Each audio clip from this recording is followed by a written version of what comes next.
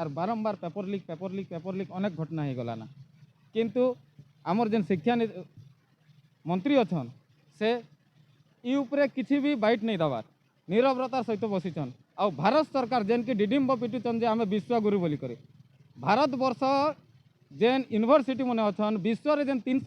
300টা university আছে সেই university ভারতবর্ষর গোটে ইউনিভার্সিটি বি নেই না তো আমি এতকি তলে রহিকর বিশ্বগুরু হবার স্বপ্ন দেখুছু এটা খালি ফম্পা ভাষণে ই নূতন শিক্ষা নীতি के प्रत्याहार करा जाऊ जेन पेपर लीक मन होते सेटा के बंद करा जाऊ और इतिर लगी जेन दायी है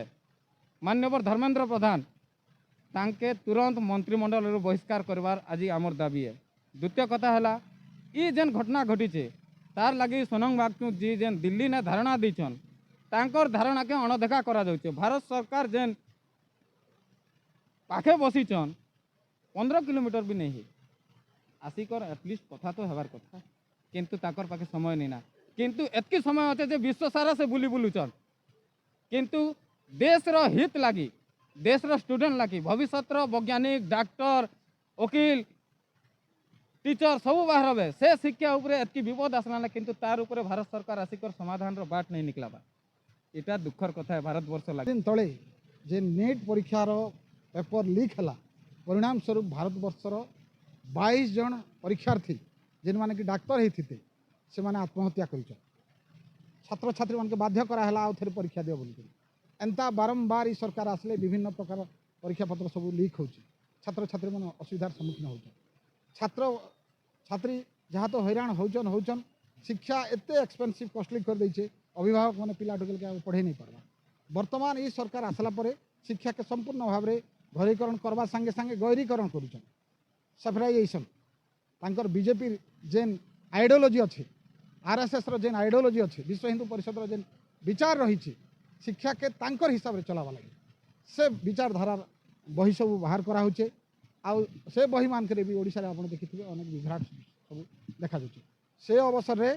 आमे आज दाबीपत्र दउछु। प्रथम दाबी होचे जे सोनम वांगचुक जी भारतवर्षर गोटे बहुजन मूल निवासी मिलित महासंघ आनुकूल्य आज माने भारत सरकार के आम डाकरा दौचु जेनटा कि आमर शिक्षा नीति नूतन शिक्षा नीति उपरे जेन विभ्राट होइचे पुस्तक रे जेन भूल भटक होइचे से धर्मेंद्र प्रधान जे कि आमर मान्यवर मंत्री उच्च शिक्षा विभाग भारत सरकार से एथिपाई दायी आओ एथिपाई आमर जेन सोनम वांगचुक जी धारणा बहिचन आ माने कहीं किपरि आमर ये पुस्तक और भूल भटका सरकार मानिबे आ प्रत्याहार करिवे नूतन शिक्षा नीति को बंद करने आज आम ये एकत्रित होकर भारत सरकार को एक दाबी पत्र प्रदान करूँ। आगामी दिन में भयावह आंदोलन हम रास्ता घाट बंद कर दिया